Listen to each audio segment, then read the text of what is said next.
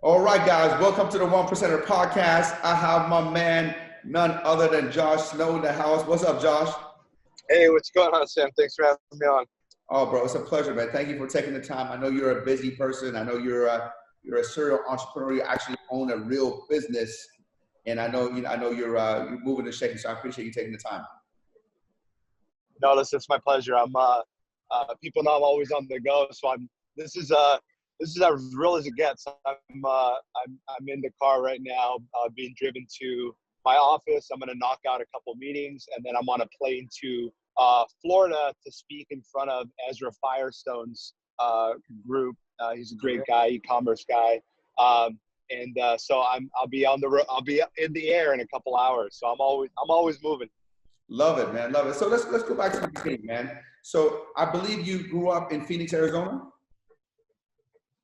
That's right. Born and raised in Phoenix, Arizona, and it's a good place. It's a good place to be. Other than in June and July when it's 115 degrees, Right. but it's a good place. Yeah, born and raised, and I went to Arizona State University as well. So and we're still based here in Phoenix, Arizona. So I haven't really left. I travel a lot, but I always come back.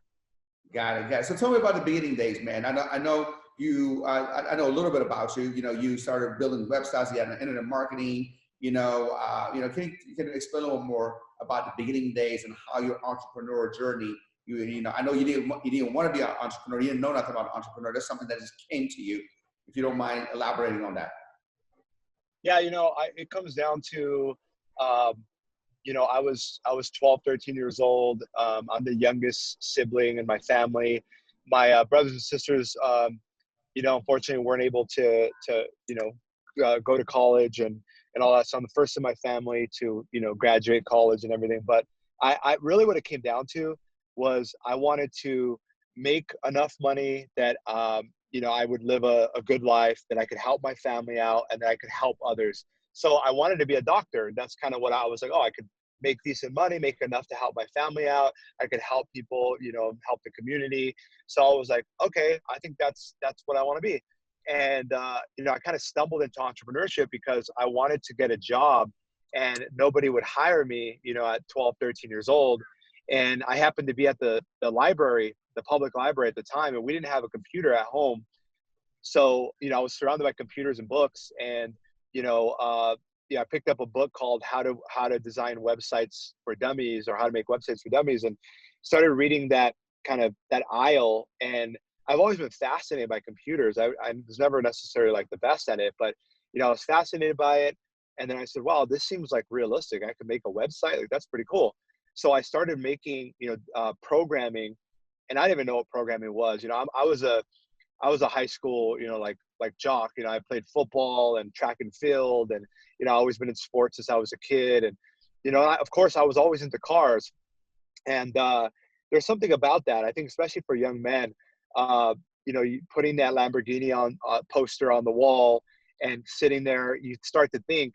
You say, okay, I want to drive a car like that one day. And I was taking the city bus at the time. I didn't grow up with really, no silver spoon, anything like that. My dad immigrated from Spain, left everything he had there. Both of my parents, I have so much to thank for showing me how to work hard, and how not to give up, and how to, persevere through adversity. And, that's some of the best learning you can get, is learning, grit, building that grit. And so for me, I started making websites really for fun. I didn't know I could make money doing it. But once a teacher, found out I could make websites, she was like, oh my gosh, I have friends that, need websites. This was like 2008. And I was like, okay, I'll make a website for them. And then they're like, how much do you charge? And I'm like, how much do I charge for what? And they're like, to make the website. And I'm like, oh, you could charge for that? And so I remember going to Google and I was like, how much should I charge for a website, blah, blah, blah. And I think I charged, whatever, $500 or something the first time, which was a lot of money for, a 13-year-old kid. And I made the website in a weekend, and it was fun doing it. Like, I enjoyed it. And I was like, oh my gosh, this is amazing. And like, once I realized that I was pretty good at it, and I didn't know I was good at it. I came back to school that Monday. I think they asked like a Thursday or something. I came back Monday with the website done. And the teacher was like, oh my gosh, you finished the website, like everything, like you did all this, Josh, like, whoa. And I said, wow, I guess I'm good at this. So I'm like, I'm pretty good at it. Really, I was good at it because necessity is the mother of everything. So I was like, I want to make $500. I'm going to figure this stuff out. And I still didn't have a computer at the time. So I was using the public library's computer and the library at my school to start making these websites for people. And, word started to spread that there's this young kid making good websites for super cheap. And naturally, word spread. I mean, you got to be willing to humble yourself. I didn't even know what humble myself meant at the time. I just knew that $500 is a lot of money for me. And I could do it on the computer. It didn't cost me any money except my time. And, when you're broke or when you're young, your time's not worth that much money necessarily. So, making $500 is good. That's awesome, man. That's awesome. So you started, doing websites. People got to say this 13-year-old can do a website in over the weekend, a great website, all that kind of stuff. So you knew that, right? At one point, your demand, the demand was higher than what you could produce, right? So what did you do when the demand got big? And that, you could do one website on the weekend. So let's just say I'm doing the math. $500 a weekend, that's $2,000, which is a lot for a 13-year-old. But at some point, you got more and more people coming to you for websites, but you can't do it all. What did you do to scale? Yeah, initially I was just, I had to get faster and faster at doing it because, like I said, word spread. When you're creating a good product, at a price lower than everybody else, and you're just over delivering. Like I said, word started spreading. So pretty quickly, I was like, I need to get really good at this. I need to get really fast at this, or I don't know what to do. And I didn't at the time. I had no idea on like hiring people. I didn't know anything about anything. All I knew was I knew how to put together a website for $500. And then, to answer your question, what happened is that I was like, I'm in school, I can't, because I remember one of the teachers asked me, she was like, do you have like, employees or, like, how are you doing this? And I was like, employees? Like, no, it's just me. Like, I'm just doing it. And so I went to Google and I typed in, how to hire people online. And I found a website called freelancer.com. And I was going to show you this. Let me see if I can, how do I switch the camera? Oh, here we go. So there's the big black beauty. This one I call Black Snow. Check it out. I love it. Oh, you got the tire delete too. Good for you. I have the same.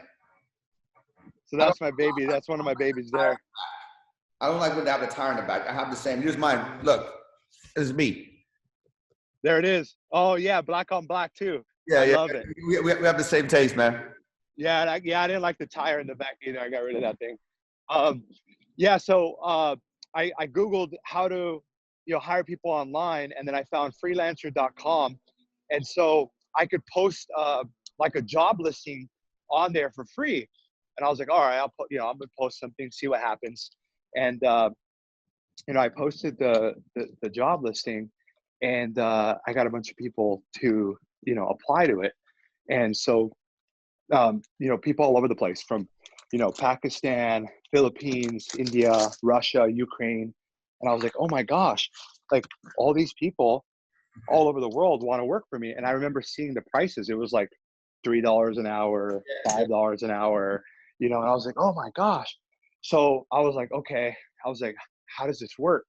So I went on there, I started hiring people with PayPal. They had PayPal, and I could pay them on the platform through PayPal. And then they all wanted to use Skype. So I was like, okay, I got to get good at Skype. So at 14 years old, I started hiring my first freelancers in Pakistan, Philippines, and mostly, I would say most of it was in Pakistan.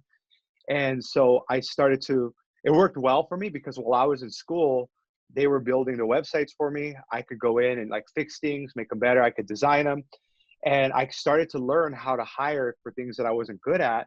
And, it worked perfectly because while I was at school, I could hop on the computer and check on them via email and Skype. And so that was my first step to like hiring people, was just going on freelancer.com. And now there are all kinds of websites like that to hire people.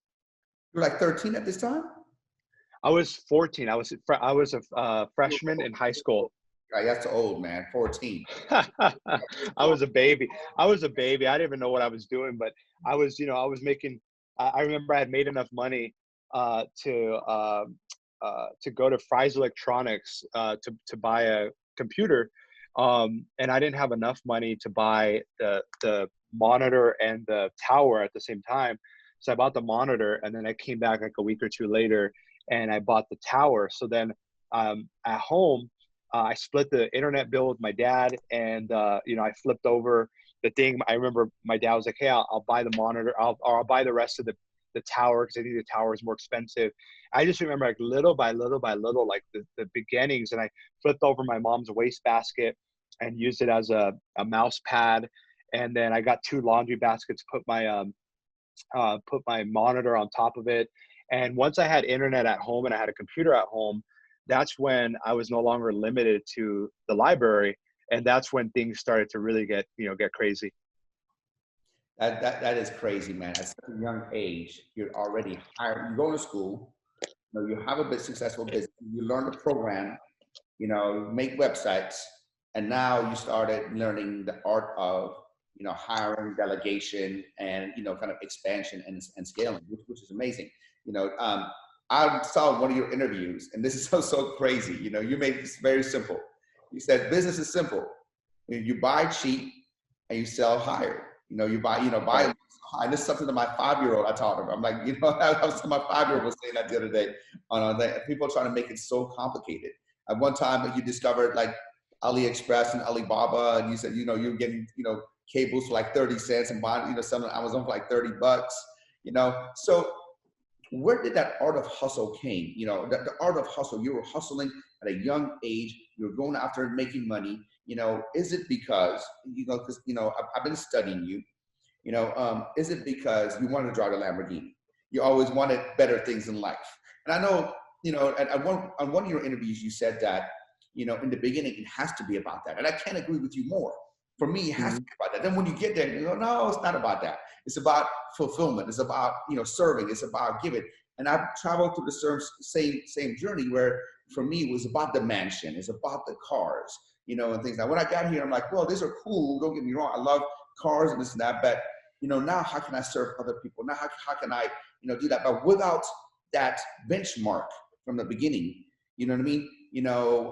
It's hard to be motivated and it's hard to be excited about going after and getting it. A 16-year-old or a 14-year-old kid or a 13-year-old kid, they're not really motivated by fulfillment at that moment. They don't understand fulfillment because they still want to acquire things and get things and get up to the financial success. But once you get there and you become more wise, it's like, well, now that I'm here, I'm good. I don't really need 10 other cars or a bigger mansion and things like that. How can I now make a difference? Is that pretty much sums your journey up? Yeah, I mean, initially, like I was taking the city bus, and I didn't even have a computer, and so like getting a computer the first time was like that was a huge leap, and then getting my first like 1992 Toyota Camry, that I bought with my own money. Wait a second. I think I remember the story. That's when you flipped your first website. Right. Yep. I started making websites for myself. You got it. Yeah. I started making websites for myself. $4,000. And then yes, $4,000. Yes, $4,000 cash. Yeah, you're on it. You're on it, Sam. Yeah, I started making websites for myself, and because I would get a lot of clients and stuff, and I was making money, and I was able to start charging more and more for my websites. But I started making websites for myself, my own blogs and things like that. And then I found that marketplace where I could sell the websites. And that was a big realization to me, because then I realized that, I could, really be, my own entrepreneur and really build stuff and sell things and see the value of them. And that was a way for me to generate, significant money at the time, making $4,000 versus $500 a website. So, I realized the value in building something over time and building something myself as well. But, I going from taking the bus to having that first car, that was the biggest change for me, was an independence and just having my own car, having my own computer. Now, like, I've got the Ferraris, I've got the Lamborghinis, the McLarens, I've got more cars than I can deal with. But All right, which one do you like the best? Which one do you like the best? I got to know. Ferrari, Lamborghini. right now, I would say right now, I've got a Ferrari F12 Berlinetta SVR that is a lot of fun to drive. It sounds great. You know, Ferraris are Ferraris for a reason. And so I think right now the funnest one to drive is definitely that one. I think the McLaren's the best looking one. It's the sexiest one. I think that G squared truck is the, you know, I feel like a Russian like mobster. Here's the song that comes to my mind when I see the G squared, or you know, move, bitch, get out the way, get out the way. Exactly. That's as soon as That's it. that song, that the ludicrous song, just comes in my head. I got my assistants here to write at me. When he said McLaren, they're like, yeah, you know, like over here. I'm not a McLaren, but I'm thinking about one day having one to say I experienced it. Yeah, no, it's good. It's, you know, that's the thing for me is like, initially it was, you know, I used to stand outside of the mall, the shopping mall in Scottsdale, Arizona here. And I used to wait for nice people or nice cars to show up. And when the people would get out of them, I would run up to them. I was like 13, 14. I would have my sister drop me off at the mall. Right? What do you do? And what do you do? You know, and I wanted to know, like, what would I have to do one day to have a car like that? And it was like lawyer, you know, doctor, and then, but the most common one was like, I sold a business, I own a business, I'm an entrepreneur, blah, blah, blah, blah, blah. So I was like, okay, what is this entrepreneur thing? Like, is that what I want to do? Like, what's going on here? And so, you know, for me, my dream was always to become that person that pulled up and the, you know, kids would run out and the kids would take pictures and they want to take pictures. And so that's why nowadays, whenever I see a kid, it lights me up because I'm like, I was you, you know, and it's like, it's okay to want the material things because it puts a stake out there. It's like, what do I need to do to be a Lamborghini owner or a Ferrari owner? Okay, I got to create a lot of value. I've got to create a lot of value for other people. I've got to create jobs. I got to do this. I got to do this.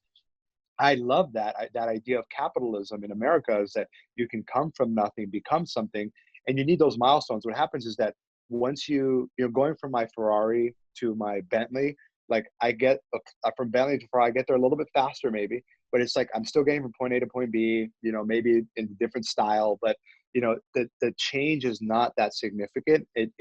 I think once you have it, and I used to say this all the time, people would say, oh, you know, money doesn't buy you happiness, blah, blah, blah. I was like, yeah, right. Give me the money and I'll show you, you know, and once you like, find out. Yeah, exactly. I mean, that's how I used to think. And now that, you know, I've been fortunate to have some success, it really humbles you. I think once you get there to that point, you think that's there, you realize that goal is always moving and moving. And you'll never win the game of who has the most money.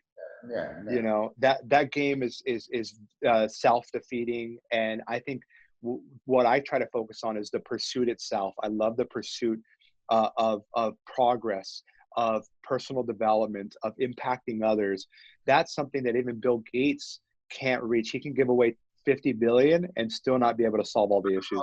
We're so much alike. We're so much alike regarding the mall thing. I didn't ask the people. I just went into their cars and looked inside and dreamt about the cars. Yes. I wouldn't go to the mall. My mom would go to the mall, but I'll be outside the parking lot looking like a weirdo in the Lamborghinis and all that kind of stuff.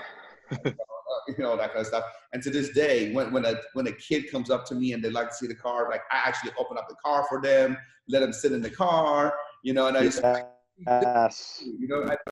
I remember a couple of times when I was growing up, people were kind of jerks, right? They didn't like, oh, get away from the car. Or that. I didn't want to be that. I'm like, one day when I get it, they can sit in it, they can start it up.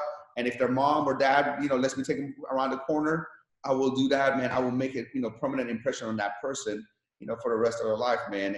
And I love what you said, man. You love the pursuit. And I came to the conclusion that the same for me, because, when you have milestones you hit, I want to get to this and I want to get to that. And then you get there, like you said before, you get your Lamborghini that you always wanted, you get your McLaren, you get your house and all that kind of stuff. You're like, what's that? If that was your only marker, then, then after that, it's like no more fulfillment, no more happiness, to pursue things is happiness. And, Right.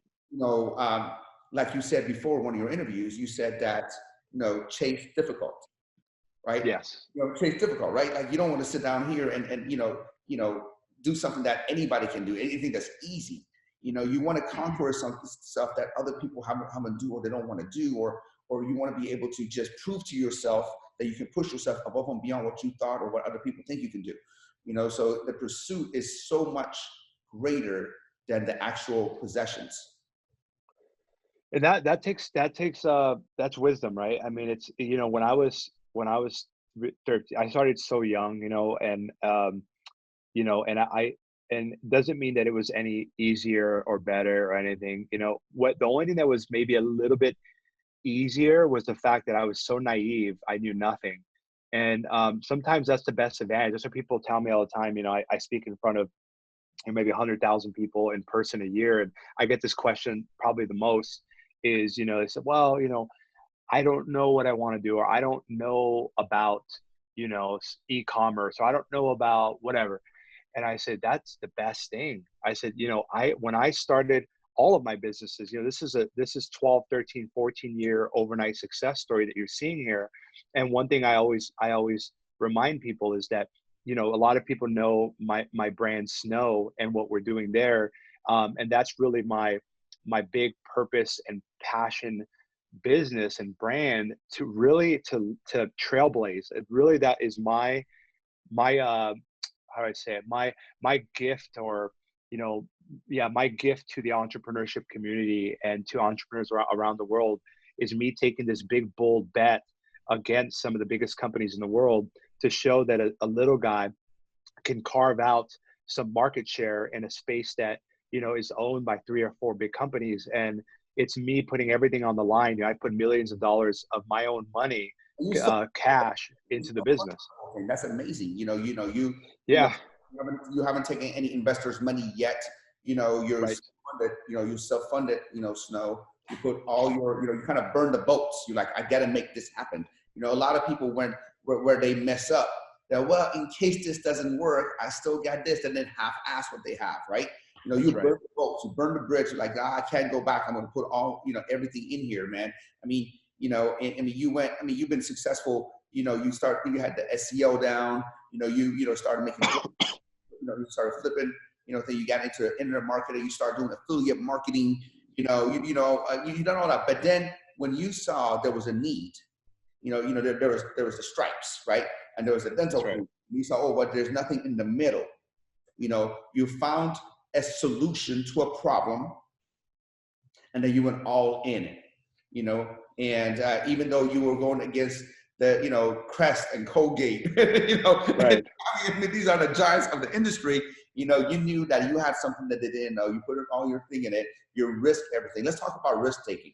How important is that on your way to success?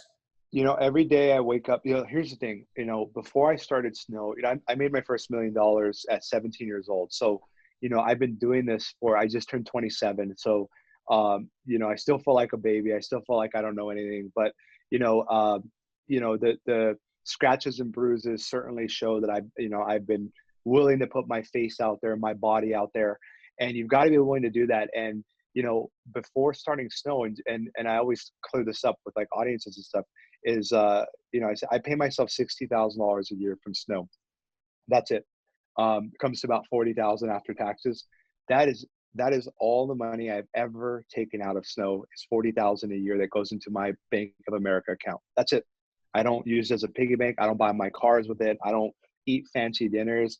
I'll buy a coffee every once in a while, and I'll use the business card. And even then, I'm like, should I use a business card? Am I really? I'm literally, and I wasn't always like that, but I wanted to do this purposefully. I wanted to burn the boats in many, many ways. And I'm fortunate to have lots of different income streams that afford me my lifestyle. But, I'd be willing to give away all the cars. I'd give everything away if I had the purpose, because for me, it's about risking it all. And the best person to bet on is yourself. And so for me, before I started Snow, I had, a Lamborghini, Bentley, my big house. There was no reason for me to be like, I could have just sat there and just be like, I'm just going to invest in advice companies and I'm just going to run some cash flow businesses and kind of just hang out for the rest of my life. Instead, that's how you know entrepreneurs are crazy. Instead, I said, I'm going to throw everything on the line. I'm going to take all my comfort, all my security, millions of dollars, and I'm going to throw it into this bet where I'm going to pay myself $40,000 a year. And I don't know, let's see what happens. Like, that's how you know entrepreneurs are crazy. Because we are kind of like, gamblers, except we're gambling in a game where we can really control the odds, and the player is yourself and your team, which you have 100% control over. So for me, I'm addicted to the pursuit. And for me, it's like, I could be wrong at the end of all of this. I could be wrong. My big bet could be wrong, and we could get squashed by the big guys, or I don't know, something might happen. Who knows? But for me, I said, if I do this for 10 years, am I going to impact people? Am I going to inspire people? Am I going to learn a lot? And I'm not going to start from nothing the next time around. I'm going to start from this experience. I said, it's worth it. What else am I going to spend millions of dollars on? I could buy a Bugatti and a Pagani, and then the money's gone and I have fun. I was like, for me, driving my Ferrari, running my business most of the days is way more fun than going, 160 miles per hour in a Ferrari. So for me, it's like, this is my passion project, and I purposefully pay myself $40,000 a year. I purposefully put, millions of dollars into this, and you don't have to do that. I'm just saying you have to, at whatever level you're at, you have to be willing to go all in, even if that means not just from money, but from a psychological, mental aspect, and say, look, I'm going to go all in on one thing for 10 years. The problem is people underestimate what they can get done in 10 years. They overestimate in 1 year. So they're like, oh, next year I'm going to 10x revenue. In reality, you think, okay, what would my business look like 15 years from now? And if you don't see something 15 years from now, what are you doing? It's like, unless you're doing like a short-term, kind of, cash flow type of thing so that you can do your big long-term thing.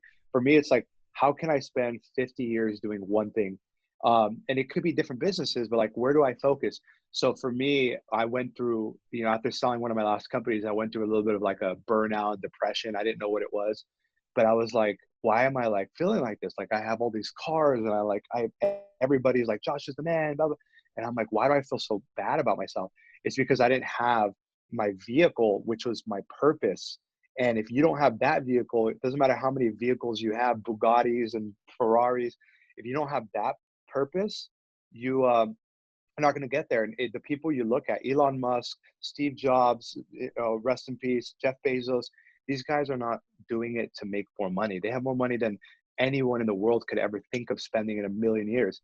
They're doing it because they're on a mission. And a man on a mission and a woman on a mission are very dangerous if they stay focused. No, I 100% agree with you on that. We definitely have the same mindset. So you are already successful. Now you're successful again with Snow. What are you planning on the future? What is right now your main priority? With what you're doing in life. You're 27 years old, multi-millionaire. Made your first million. You say it's 15 or 17? 17, yeah. Christ, man, I would have been dead at 17. I will be dead. I'm not even joking. At 17, if I had $1 million, God knew me to not give me $1 million at 17. You're so sure. You're so focused. You know what I mean? And so what's next for you? I'm going to just love watching you from the sidelines, how you evolve, because I wonder where you'll be in 10 years. 37, you're 27 years old, 37. Where would you be? Where do you see yourself going? What are you doing with Snow? And what really, really now is the motivating factor for you? Yeah, that's a great question. I've been spending a lot of the last year or two speaking on stages and getting in front of my people, which are entrepreneurs, self-starters, people on a mission. And so for me, that's been really fulfilling. For me, I also, have a nonprofit program that is a passion of mine that I've been involved with for coming up on 10 years now. And it's helping students like myself who, first to graduate in the family, they're interested in business, but they've never been to a campus. Their family can't pay for their college education, and helping them get on campus and get experience and all of that. And we do like a Shark Tank style program where they come up with a business and just showing them, how capable and powerful they can be at 16, 17 years old. So I think, in terms of speaking in front of entrepreneurs, helping entrepreneurs, inspiring entrepreneurs, that's key. I want to continue to do that for the rest of my life. I want to keep that a priority, doing things like this, getting on podcasts, sharing whatever I can to be a beacon of hope or inspiration for someone. That's huge for me. And I think that in terms of business, building a brand especially building a brand in general, but building a brand in the direct to consumer or, physical products space, is probably one of the hardest things you can do as an entrepreneur. It's very difficult.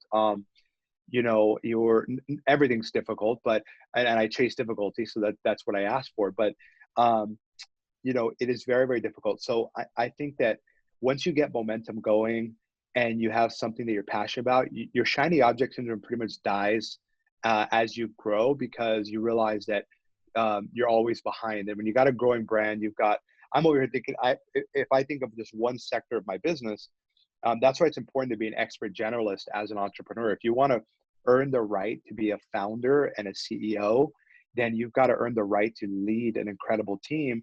And in order to do that, you've got to know, like, I'm looking at accounting, I'm looking at spreadsheets, financial projections, I'm looking at financial models, I'm talking to banks, I'm talking to my team about supply chain. We ship everything from Phoenix, Arizona. So I'm looking at our supply chain, our inventory levels, our forecasting. I'm looking at Pinterest traffic versus Quora traffic. I mean, all this stuff I'm looking at on a daily basis.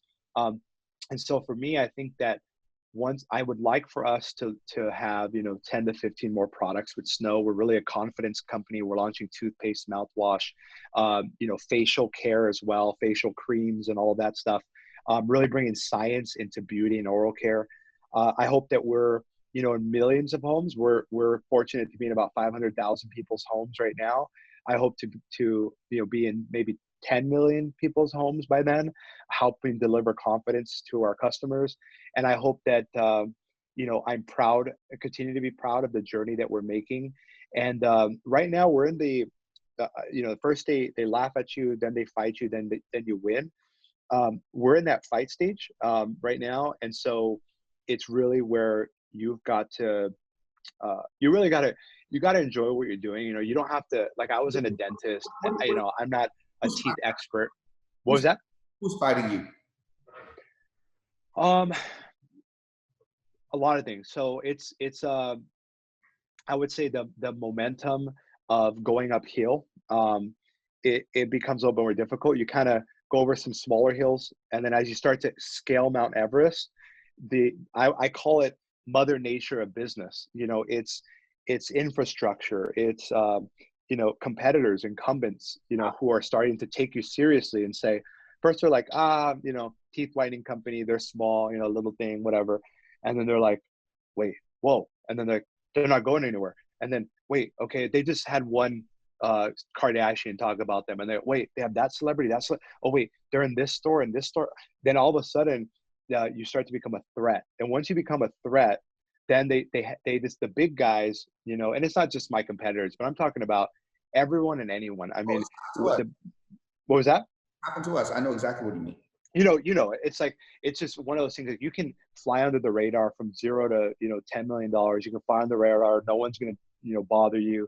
Once you go 10 to 50, 50 to 100 and beyond, and you start to, and the lawsuits, the fraudulent stuff. Lawsuits, fraudulence. I mean, you got to watch everything from your workforce to your vendors to your taxes to, who is touching your money? Are they doing the right thing? I mean, everything.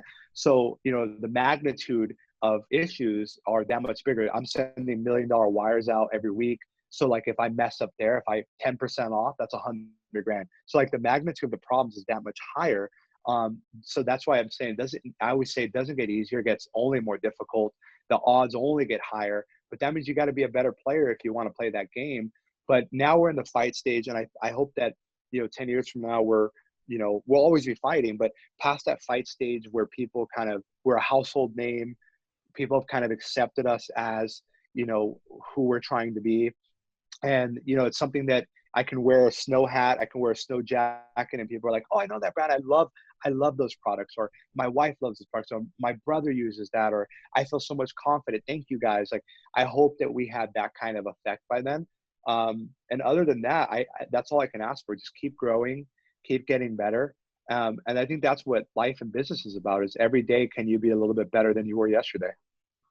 You know, one of the things that I've heard you say is this, as we grow, when you're a kid, you can be anything, anybody, you can imagine, you can, there's no limit to your thinking. And as we grow up, life kind of beats us up, no, you can't do this, you can't do that. And as life beats us up, we kind of lose our imagination. And I think, I heard you say that, imagine, where you would be as an adult if you had the same imagination as when you had a kid. You know what I mean? How do you keep that up? It's a big problem. I mean, it's a big problem, because what happens in entrepreneurship too is when you're younger, you're like, I want to create the next Facebook. And everyone's like, there's never a way you're going to create the next Facebook. And, there's no way you're going to do this. There's no way you're going to do this. And, I always call it false concern, from like family and friends, where they're like, oh, Sam, like, how are you going to get the cars to sell them in the dealership? Or like, who's going to give you that money? Or like, what if someone rips you off? And they might mean it out of sincerity, but it's a false concern, because what happens is it starts to stifle you. Now you can be stubborn and continue on, which you need to be 99% of the time at starting out a business. But, you kind of find your own way. It's like, you don't learn how to ride a bike by staring at the bike. You've got to fall, you've got to do it. And so I think that for me, I wake up every day, and no matter what car I'm driving or where I'm at, in my head, I'm still that 13, 14-year-old kid running up to people in a Ferrari saying, how do you do it? And just like, I am amazed by it. And I think what helps me stay grounded is my nonprofit work, seeing kids who, were in my position with big dreams, big hopes, but they don't really have anyone to believe in them or to push them. And so for me, I wake up every day and say, wow, look how much opportunity is in front of me, and opportunity never stops flowing through. There's always going to be a better deal, a better this, a better time. And there's opportunity everywhere. There's opportunity in a big market, high market like we are now. There's an opportunity in a down market, in a recession. There's an opportunity everywhere. So for me, I wake up, and the way I connect it to my head is it's like playing, when I was a kid, playing a video game that I really wanted to play. And I would wake up in the morning on a Saturday, didn't have school, and I would run to the video game machine and like want to play this video game. Or maybe nowadays I'm watching like a TV show that I'm hooked on, and it's like one more episode. Make your life like that. And the way you do that is you start in your mindset. Think about who are you hanging out with?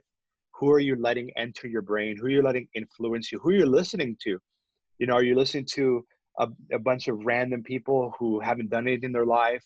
Are you listening to a bunch of posers? Or are you listening to real people who do real things? Like, think about how you're brainwashing yourself every day, how you're spending your time, and make your life a game that you can't wait to wake up to play.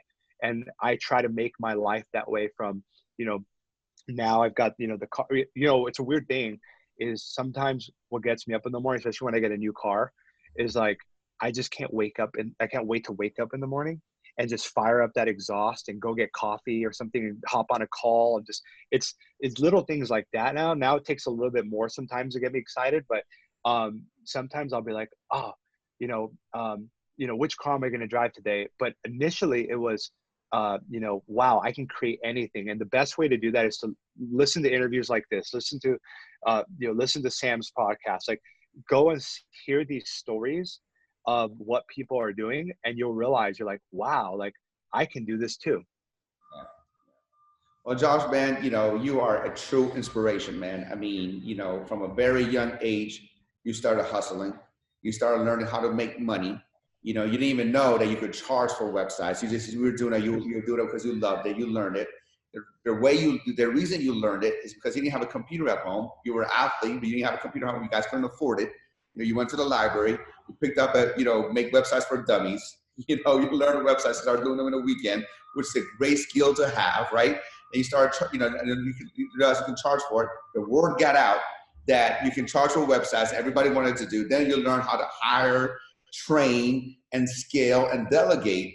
Then you get into flipping websites. Then you got to internet marketing, and now you're doing, teeth whitening with Snow, and you have celebrities endorsing you like Floyd Mayweather, a bunch of other people, endorsing you.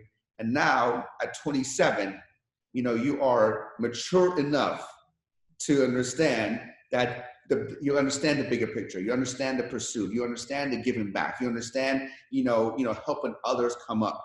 And by you just being here today, it speaks volume because, you're running a real business. You got real things to do. You're calling me from your car to your time, man. I have nothing but love and respect for you. I appreciate you being on the show. And for those people who haven't heard from you and don't know what you do, where can they find more about you? Well, first and foremost, Sam, I appreciate those words, and I'm a big fan of what you're doing. And any way that I can be a part of it, it really is an honor and a pleasure for you to take the time out of today to spend with me as well. And anyone that wants to keep track of what I'm up to, what the team's up to, Instagram's pretty good. I'm Josh Snow on Instagram. And then, if they want to check anything out with Snow, it's trysnow.com, TRYSNOW.com. Those two are the best places to keep track of it all. Well, brother, I appreciate you. Thank you so much. I'll send you a direct message with my phone number. Please keep it on Rolodex, for yourself, and let me know anything I can ever do to help you or serve you, or anything I can do for you, man. I truly appreciate your time, man. And I'm going to look forward to watching on the sideline and blow up even more at such a young age. It was a pleasure, brother. Thank you, brother. Pleasure. Talk soon.